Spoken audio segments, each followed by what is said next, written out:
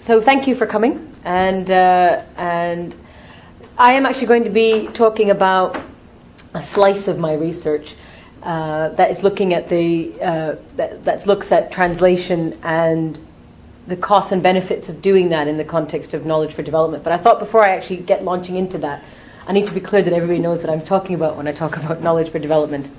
My own, because I actually used to work as a gender and development researcher in a knowledge broker, effectively, and it was a knowledge intermediary, and it raised these questions for me. But obviously, once you're in it, you can't assume that everybody knows what you're talking about. So, knowledge for development is, in fact, it comes out of the World Bank 1998 World Development Report. And in 1998, they released a report entitled, funnily enough, Knowledge for Development. And in this, they privileged the idea that that there was a knowledge gap, and that there was something really quite important about ensuring that knowledge is traveling from north to south. So this idea that you can have you're laughing. Sorry. It is as it sounds. It's quite funny.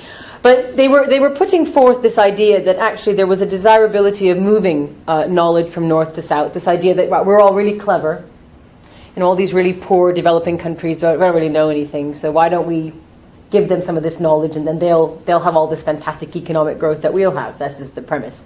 And it was important, not because it was embedded in the history of development more generally, in the sense of prioritizing knowledge, but it did set apart that period as the one in which knowledge became a kind of standalone intervention. It actually became a driver of change processes in and of itself. So it became a specialized form of development assistance. And what it also did, more importantly, was that it commodified knowledge. So knowledge became an entity. It became a thing. And I will use knowledge, although I should point out that information and knowledge are not actually the same thing. They are conceptually distinct. But because knowledge is used very widely in this literature, I'll just stick to that usage because it's just easier than qualifying myself all the time. But this idea that now knowledge is a something, it's tradable, I can give it to you, and then you can go and do something with it. This report actually cemented that belief. And then, as a result of that, establishing that belief, knowledge brokers arose that would actually facilitate that movement. So organizations that said, okay, we'll help you to move this information. We'll build websites. We'll print reports. We'll try to facilitate meetings, all in the name of trying to move this knowledge from north to south, on the assumption that there is a knowledge gap in the south that is preventing development from occurring. Okay. So when I say K4D, that's effectively what I'm talking about. It's that shift into thinking about knowledge as this sort of commodified entity. Now, what's interesting about that is that the World Bank model has come under tremendous amounts of scrutiny. It came out in 1998, and it's still going on. As recently as 2009, 2010, I still see commentaries about the financial and discursive power of the bank, and so that is an ongoing commentary. What is less problematized, and what I believe is under-theorized, where I feel that my work makes a particular contribution, is to look at the ways in which those practices, the idea of knowledge brokering, as it were, and knowledge for development, how that's actually moved into the work of civil society, which I think is really under-theorized. And what we see is that, in fact, a lot of those practices have been taken on board. But what organizations have tended to do is that they've modified what have been termed modes of information. So this is actually how information is delivered. Organizations have taken modes of information and tried to make them more progressive. So progressive modes of information aim to address concerns around accessibility, accountability, and inclusion. So we're no longer going to think that we have all the answers and that we're very clever. What we want to do is to be able to create more spaces in which people who are marginalized from mainstream knowledge systems can actually participate. So maybe we'll put up a website, but we'll make sure that it's low bandwidth. So the idea is that if you're somewhere where the internet connection is not very good, you can still access the website and you can still access the information within it. And you don't need an all-singing, all-dancing website, which takes a long time to download if you're on a dial-up connection in a poor country. So the idea is that we're going to have progressive modes of information.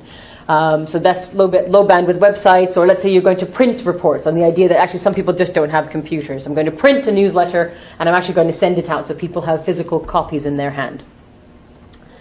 Now, progressive modes of information are important not only because they're meant to promote accessibility, but they are also a corrective that's designed to strengthen and support Southern knowledge systems. So the idea is that if we can include more people in building Southern knowledge systems, then that will make them stronger. So the idea is that we're trying to support Southern knowledge systems development as opposed to just telling them what to do. So the basis of that is that we're going to provide these more progressive modes of information so people can engage in that way. Okay, so I just realized I haven't been doing this slide. So, sorry, that's K4D. Anyway, that's the one I was talking about. I forgot that you weren't watching this one. Okay, so this idea that you actually want to strengthen Southern knowledge systems is really key, because the idea is that Northern development frameworks are considered to be hegemonic. So we need to find ways to challenge that, and progressive modes of information allow us to do that. So what I'd like to talk about today is translation, and the idea that we need a critique that looks at what I've called micro practices that work at the boundaries of development. Those things that have become so embedded in development practice, and I suppose,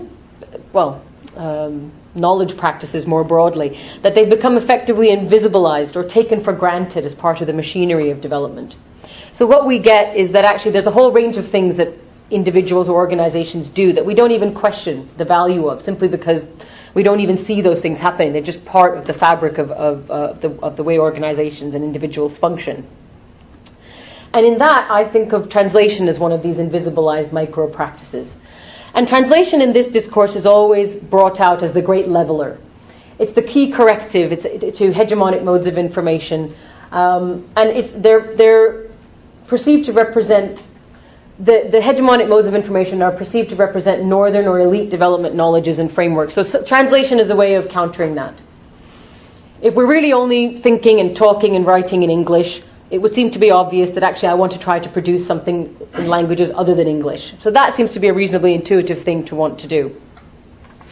And translation is then elevated as a way of promoting and facilitating two-way communication and addressing issues around accessibility and inclusion. But what I would argue, and particularly in the way that translation tends to be deployed, which is as a top-down sort of intervention, and it's used reasonably uncritically.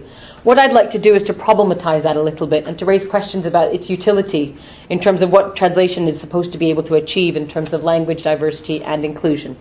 So what I'll be doing today is, first I'll start with just reflecting a little bit on the translation studies literature, which actually has lessons that haven't migrated across to development studies. Then I'd like to move on to consider the ways in which the post-colonial literature has actually informed a lot of this thinking in terms of questions around the othering that happens when we think about North and South in development, and then the importance of translation within that. And then to go on to highlight the inadequate problematization of translation as a practical tool in this process, and to highlight the ways in which actually lots of individuals and organizations consider translation to be good practice, again, uncritically.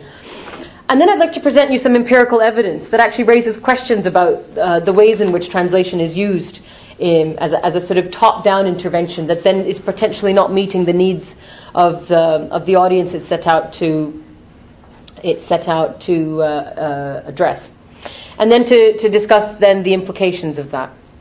Okay, so translation studies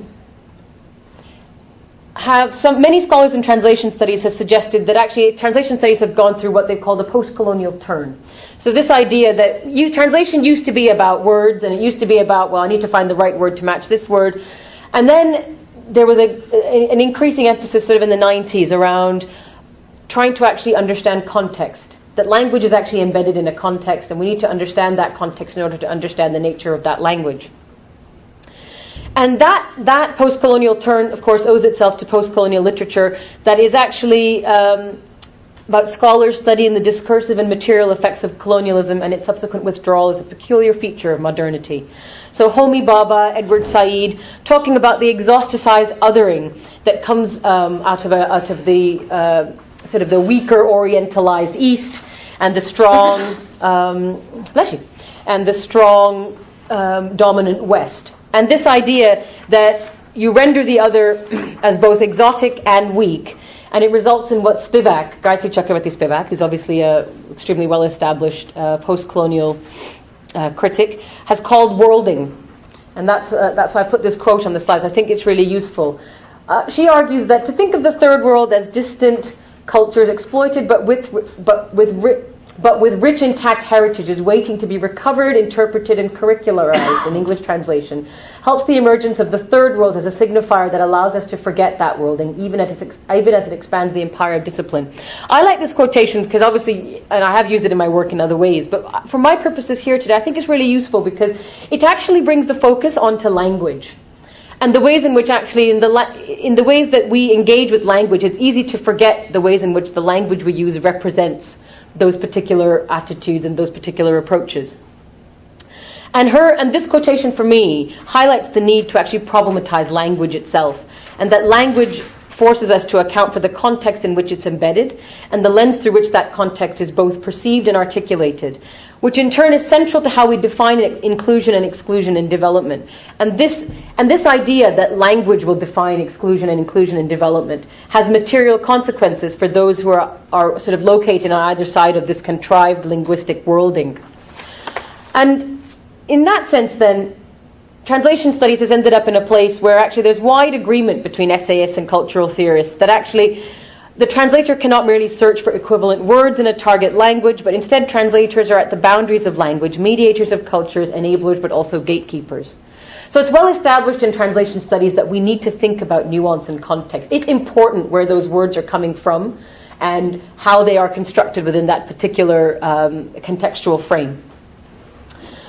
What I want to then draw from this is to suggest that actually this sort of what you could call, I guess, a post-colonial lesson hasn't actually been uniformly applied in development studies, and that's the launching point really for my own analysis. Which is, in development studies, I think one of two things has happened. We've either ended up in a situation where development studies focuses on the movement of ideas. So this idea that translation actually refers to of how ideas are translated across the boundaries of development discourse and the implications these translations or movement have on both the people and the ideas charged with attempting to translate them. So it's this idea that translators or knowledge brokers who actually take up these functions of translation are actually working at the boundaries. They're the ones that are bridging this north and south. So they're the people that are helping donors to understand life at the grassroots, or however that transaction occurs. But there is actually no analysis of the minutiae of that practice. How is that knowledge broker actually achieving that? How do they actually find the right words? What is the context in which they're working? Is it actually possible to say that a translator is embedded in one context but has the capacity to bridge those linguistic or discursive divides? And what I would argue is that instead of thinking through those micro-practices, in fact what's happened in development studies is that there's almost an overemphasis on the importance of translation as a discursive tool to bridge those divides. So what I mean by that is to suggest that actually there's almost an uncritical deployment of translation in practice. And it's sort of seen as a really, really good, understandably, good way of challenging the English language hegemony of the Western narrative. And it's seen as an important leveler.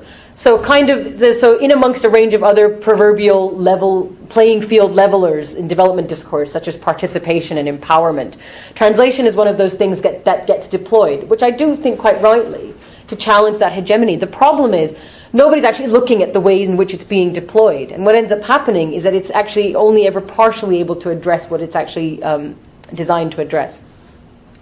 So I'd like to then move on to consider these two ways very briefly, and then I'll go on to talk about my empirical evidence.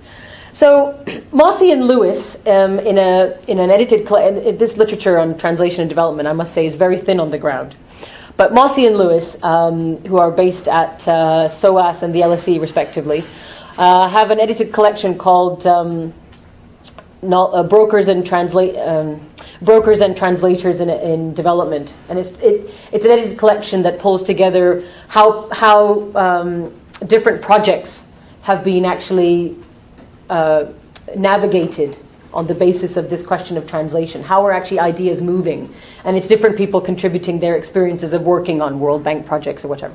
So in the introduction to this edited collection, they define translation as the mutual enrollment and the interlocking of interests that produces project realities, whereby actors are able to reconstruct the network of interactions through the creation of coherent representations, which they do through a process of translation that permits the negotiation of common meanings and definitions.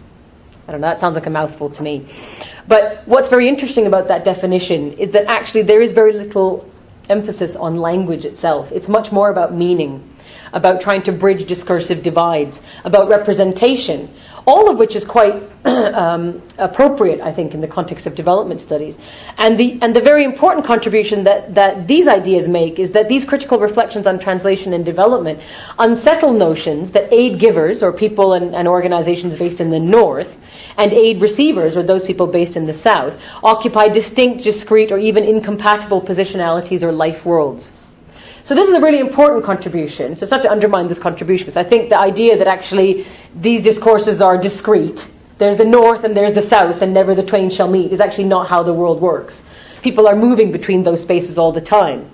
But what's interesting for me and surprising is that nowhere are the actual micro-practices that underpin and ultimately facilitate the movement of these ideas, whether that's up, down, or across, in terms of finding the right words, people, or resources problematized sufficiently.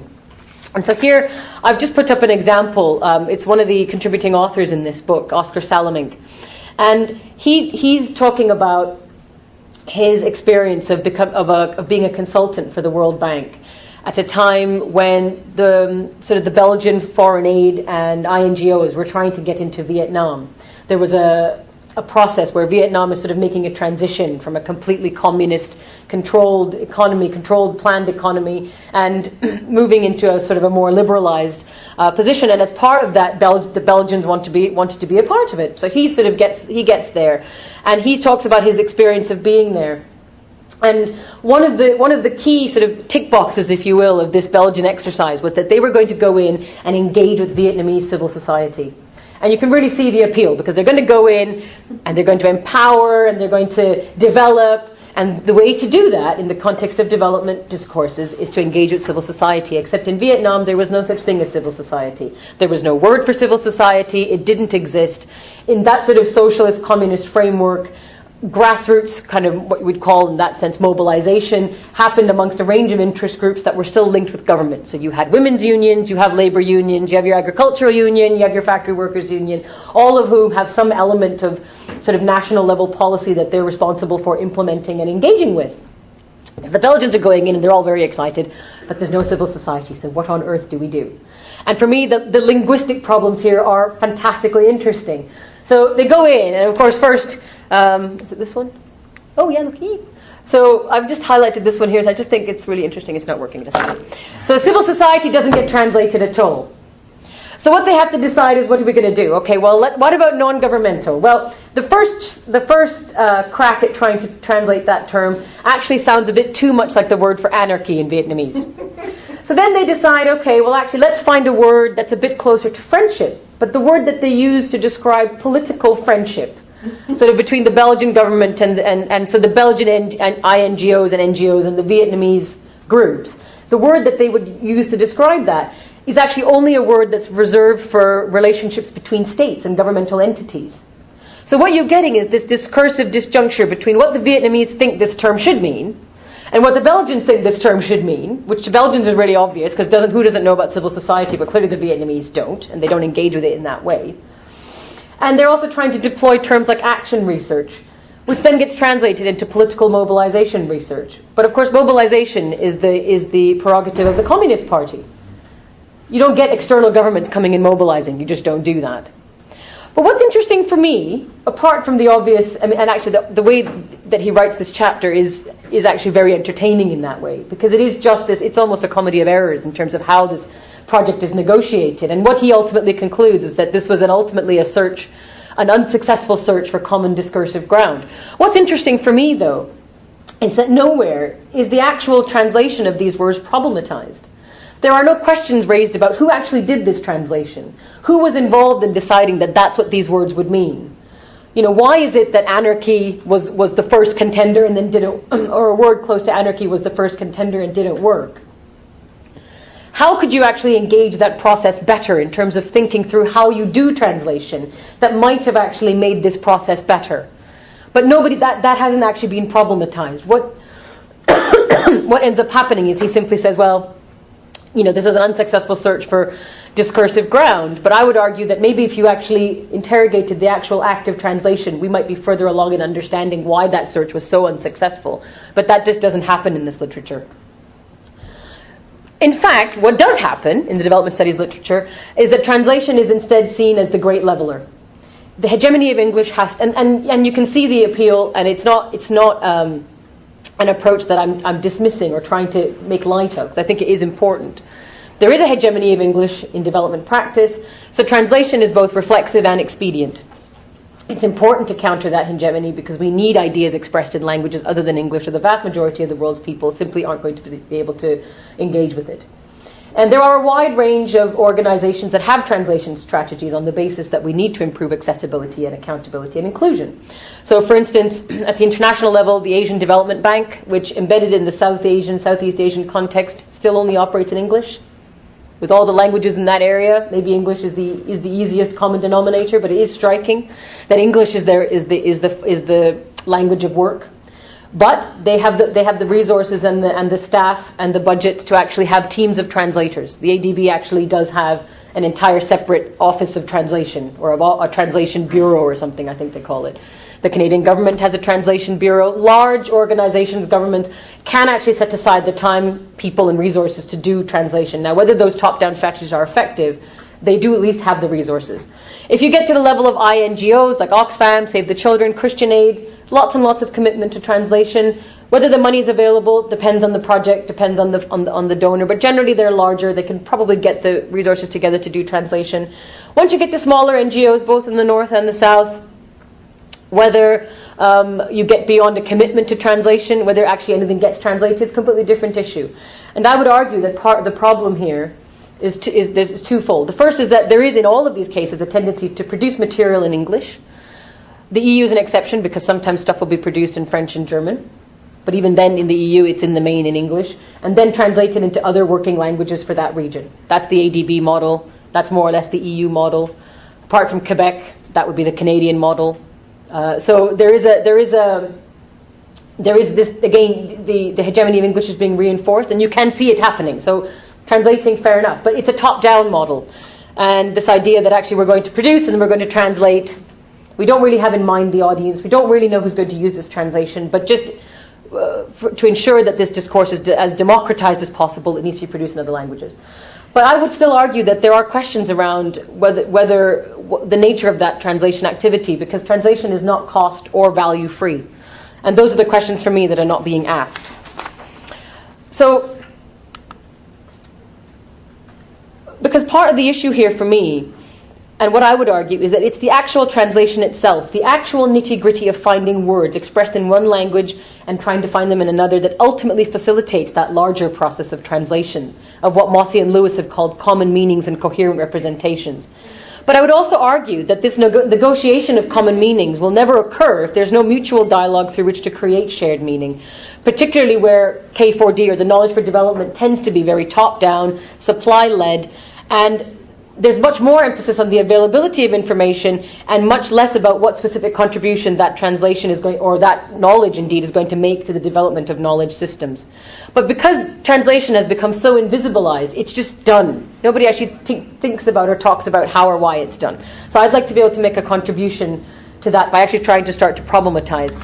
And the very exciting thing for me was this was actually a finding of my research. I didn't actually go in looking for this. I had no idea I'd find this. And that's why this is a particularly exciting paper for me, because I've had to actually work backwards and work out why this is the case, which I think is, when you're a researcher, is the exciting bit, finding out stuff you don't think you're going to find out. So what I found is that, in fact, translation was being quite limited in practice. And this was actually research that I undertook partly because this is my background. I used to be a gender development researcher. These were the NGOs that I knew, the area that I knew. And so, but one of the motivations was also that in the frame of sort of knowledge for development and knowledge brokers, women's NGOs and networks are often considered to be better than the rest. This idea that where the mainstream NGO may not be doing the best they can, women's NGOs always do it better. They're better, whether it's the ideas of global sisterhood, female solidarity, this idea that actually women are rising above the lot and they're better at communicating, women are better at all this multitasking, all those sort of stereotypes, actually in fact inform some of of the ideas in this knowledge for development frame. This idea that actually women are better at doing this. And so women's organizations are always upheld as sort of the exemplars of good practice in knowledge brokering in particular. So I was interested to know, and because that was the area that I was also familiar with, I was interested to know, well, is this in fact true?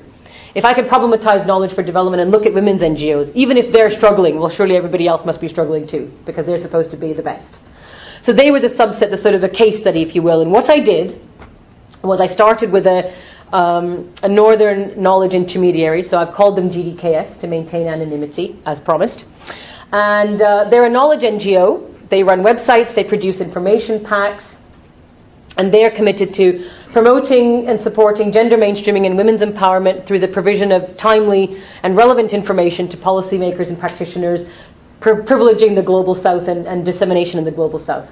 Now, they do have a translation strategy. They translate into French and Spanish when they can. Sometimes they get money for it. Sometimes they have to fish around for it. Depends on what part of the process they're in. And if they get additional monies from they've had money from various bilaterals in the past to make particular materials available, for instance, in Mandarin Chinese. If particular donors are getting are feeling the need for that particular set of information in that area. Otherwise, the broad expectation is where they don't have the facility, what they hope and expect is that that organizations and individuals in their networks will translate as and when they see the need, as and when they're able. And hopefully, if they can, make that translation available to them to put on their website. Okay, so that's the hope, and it is a hope. But part of that hope rests on the assumption that translation is, again, cost and value free, that actually people can go and do this.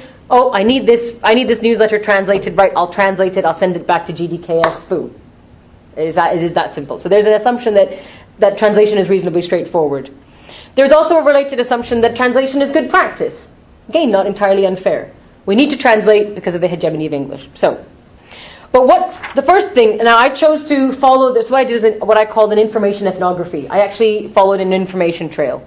That literally meant taking an information pack and a newsletters and this name and going along and beating the streets of New Delhi and knocking on doors and going, right, have you seen this? What have you done with it? So that was good fun. It was a bit hot at times, but that was good fun. So you go there and I asked the question, but what it allowed me to do was then through all your snowballing and all of that, I actually managed to interview 47 different people. In-depth interviews between 1 and 3 hours long, so quite substantial amounts of data. And then on that basis, I decided to do a collective case study of 17 organizations that form a part of this information network. So you have GDKS at the top, and then you have these 17 organizations in New Delhi that are receiving or using their information. Now, GDKS does not translate into any Indian language, but the priority of translation in principle was there. So what I wanted to do was to follow through and find out, okay, well, if GDKS is not translating on this location, are these organizations? Now, what's very interesting is that GDKS is not translating in this location, but India, 22 official languages. Although the language of government and most of development in India is English, you would reasonably expect, I never met anybody that spoke less than 3 languages in addition to English. So you might reasonably expect that lots of translation is going on at this particular location. You'd expect them to be translating all over the place into a whole range of different languages, beyond Hindi even, which is the other sort of official language of state government, of the federal government anyway. Because the fact is, if you don't translate, the vast majority of people in India are simply not going to be able to access it. So surely translation is happening at this location. Well, what I actually found was that actually very few people and organizations were doing any translation. And there was, in fact, So what was reiterated by the study was what we already know, which is there's clearly an English language divide. Clearly, what somebody called the lingua franca of development in India is absolutely English. There's no question. NGOs, media, you name it, everybody's operating in English. But that wasn't a surprise. What was more interesting is of the 17 organizations that I met, only 3 engage in any translation at all, and that was only exclusively English to Hindi. So they're still producing stuff in English and they're translating it into Hindi. It never ever went the other way, certainly at the level of policy. The only time it went the other way was when so-called grassroots views were being incorporated in some sort of policy document, and then they had to be translated. So this is interesting, and it suggests, and then this is what raised the question for me. How is it possible that in this location not more translation is occurring? How is that possible? And I would argue that there are 3 main reasons why this is not occurring.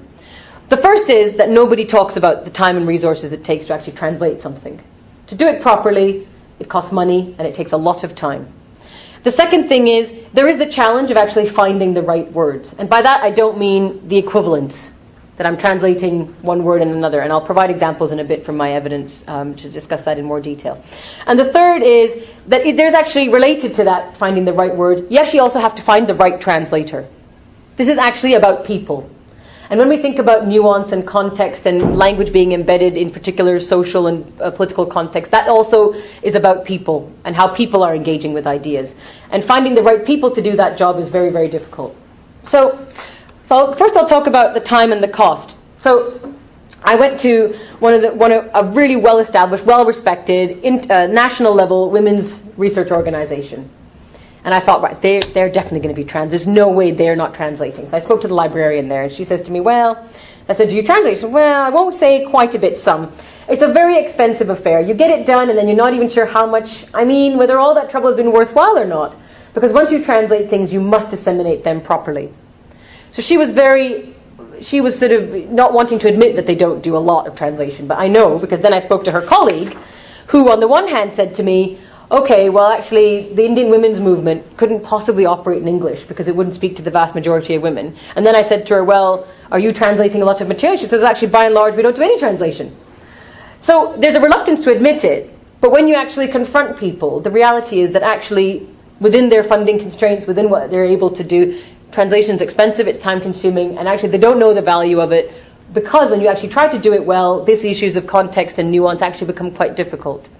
And if you're a research organization, invariably you have to get on, which will take me to my second quote, which is, I met another woman at another research organization who shared this sort of feedback about how they do their research. And again, it suggested to me that when you have funding constraints, even if you have the best will in the world, that you want to do translation or you think it's important, you haven't actually got the time or money to do it, which again, doesn't ever feature in the ways in which translation is actually considered in the literature. It's always just put forward as the sort of the great leveler and the thing that we need to do in order to make development more accessible.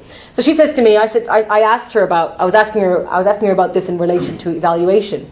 But she came back and said, every time I come back from the field, the report that I give has been translated into Hindi so our partner can read and know what's happening.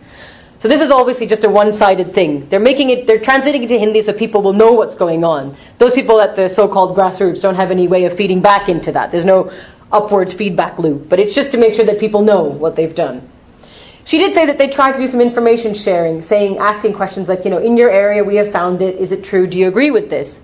So they try to instigate those feedback loops, but the problem is that that needs funding, that needs time, and when you finish one research project, you need to move on to the next. And sometimes people are not receptive, and they also don't show much interest. Which kind of reminds me of an experience I had where somebody told me about research fatigue. This idea that you're going into the field all the time, and people start getting really fed up of being asked all these questions, and then there's no way for them to actually come back and tell you what they need or what they want. And so I think after a while, that's exactly what she was describing, is that people are actually getting a bit fed up of us going back into the community and asking questions. And so when we go back to feedback, they're not really that interested. Excuse me. And again, this really highlights for me the ways in which, for instance, narrow donor project and funding frameworks really limit the ways in which organizations, as well intentioned as they might be, don't feel that they actually have the time or the space to actually engage with translation. Now, organizations like the Asian Development Bank or large state governments may have the budgets and the teams of translators. When you get down to the level of the NGO, of course, those are not cost-free activities. But even if you actually have the budget and you find the translators, which takes me on to my next concern around the lack of problematization of translation, is that actually finding the right words is still a challenge. So now you've budgeted, you found the person, but how do I actually convey this in a different language?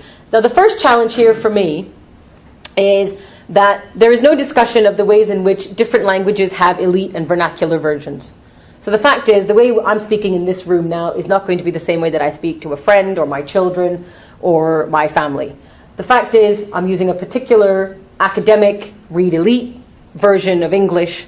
Now, how well that translates is questionable. If my audience is an elite, excuse me, if my audience is an elite Hindi-speaking academic audience, then maybe that's going to migrate over quite nicely. But the reality of development studies is if you're producing a newsletter, in the vast majority of instances, that's probably not your audience. And certainly for these women's NGOs I was meeting, that wasn't their audience. They were trying to maybe feed back to their own constituents. They're trying to feed back to the people that are involved in their action research. But there's no room for that sort of discussion. The fact that there are elite and vernacular versions of languages. I spoke to one person, and this was her feedback, is that translators tend to use a formal language style when translating documents from English. And there's a lot of difficulty in unpacking the language or the terminology. And you do need a knowledge of different types of, in this case, Hindi, in my fieldwork to do this. But it's not about translation. It's about the spirit of the translation, and that you have to find ways of translating that reflect the spirit of the original meaning. That might actually not include the original words at all. It might actually have to be translated completely differently. But if you don't actually find those people that can do that, that's quite a challenge. And this woman I spoke to also suggested that they don't do feedback on translations. They have no idea what's happening to them. They do them, and they know that they're sent out into the ether as a tick box exercise, and in full knowledge that actually nobody's going to read it, that even if it gets to their grassroots partner, only the head of the organization will read it, and that person is absolutely never going to disseminate it to their grassroots constituents. This is what she said to me. But they do it in the knowledge that you have to do it, because it's a tick box exercise. You have to show you're working multilingually, but she knows that it's not useful to anybody because of the challenge of finding the right word. Now, this one is the other thing, is actually what happens when you cannot actually find the right word. And I love this quote. It's a bit long, but I'll read it out. Okay. So this was actually a multilateral organization trying to produce a pamphlet on the risks of HIV/AIDS and the movement of sex workers. And so the idea was that you wanted to target mobile populations, so people who maybe were truck drivers or casual laborers moving from cities to towns. And the idea was that they had a higher risk of spreading STDs, including HIV, because they would then go and pay for local sex work and whatever. And so there was difficulties around that. So this was a need identified from the top. Funding came from the top of the organization. It didn't come from any express need at the bottom. Somebody thought this was a problem. We're going to produce a pamphlet. Okay. So then she says to me, so she's trying to describe the challenge of translating this. So she says to me. So she says, okay, well, you don't want Hindi of the academic kind. So for example, gender budgeting. There is no word for gender in Hindi. There isn't a word. So we write gender. And when I put gender like this, what I mean is they're actually writing ja, e, n, d, e, because it's a phonetic script. So they're writing it in Hindi, ja, e, n, d, e, r, and then you read it as gender, right? Which is like in Hindi, which is not a Hindi word. Otherwise, people will write ling, but ling is actually sex. It's not gender. So then she says there's no, because when we got that Rajasthan book translated, so this was one they were working on, gender budgeting. So this was all the stuff going on at the same time. And they don't know the difference between sex and gender, so they wrote ling budgeting. So we said, ye ling budgeting nahi hai, ye gender budgeting. This is not sex budgeting, this is gender budgeting. And they said, well, what's the difference? And then they said, well, how about we call it auraton ke budget likhte hain? We'll call it a women's budget. And then they said, no, this is not a women's budget, Maila budget. And this is, no, should we call it a women's? So Maila is another word for women. So they've got lots of different words for women, but there's no other word for gender. And that mine has another word for gender for women, particularly used in the context of collective action. You say that Maila Sangha, like sort of women coming in collective. So then she's describing this way. So you do have these kinds of issues where then you end up it's just easier to use the English word written in the Devanagari script. That's the reference to the Hindi script. So what they do is they actually write gender. So you actually just sound it out. So the question for me in an example like this, and this was not the only one, I'm just sort of picking stuff out, but what's interesting for me is what is a Hindi-speaking person meant to do with the term gender written in Hindi? So either they understand that term, which means that they've come across it in English and therefore understand its meaning, or they don't know English, or the chances of them knowing what it means in isolation of understanding the English language is probably pretty small. But as invariably is the case, translation is a proxy for inclusion without any opportunities for co-creation of meaning. So what gender as an idea might mean in a Hindi-speaking context, if anything, this process doesn't create any room in a top-down model to sufficiently explore what gender could mean in a Hindi-speaking context, because the model of translation is top-down. We're ticking a box, we're translating, because that's what we have to do, because we're disseminating it amongst Hindi-speaking populations, without any consideration of what those people are supposed to do with this information. And for me, it's this very practical context where people are trying to use translation to reach marginalized groups, with some buy-in from local people, that we need to understand how ideas are interpreted and the difficulty of conveying that meaning. So then we move on to the final one, which is about finding the right person. And this again came up over and over, and I've got a bunch of quotes here, again from people that I spoke to, that I interviewed, who sort of said, you can find translators. It's no problem. There's lots and lots of people who will translate from English to Hindi. But the problem is that once I start working in development, and I'm starting to work in sexuality and development, I don't find people who understand this terrain. So this one person said to me, they started to try to translate. It's really small, it's really ad hoc.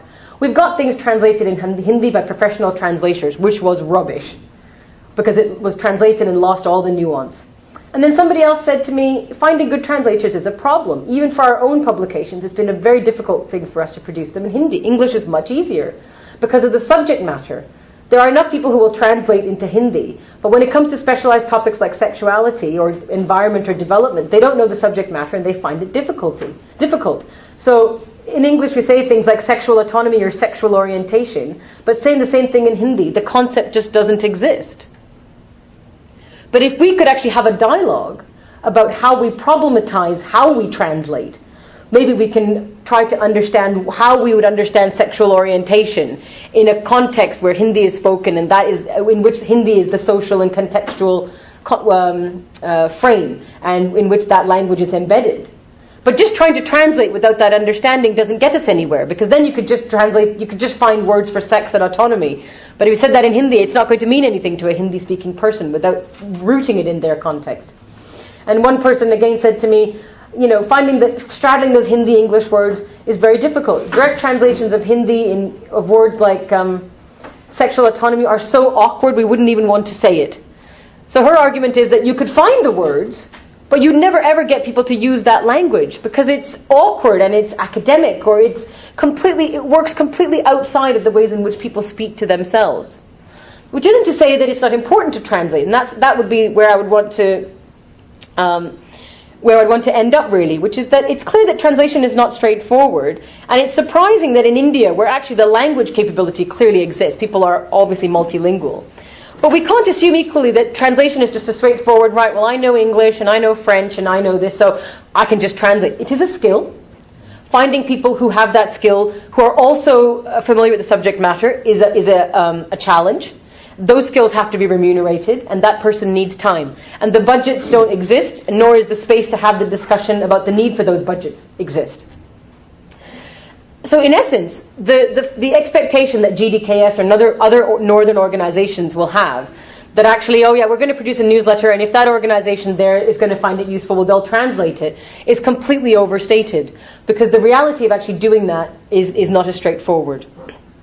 And what I would like to say, though, about that, and where I'd like to conclude, is first to say that, of course, this is a particular model of top-down, supply-driven translation,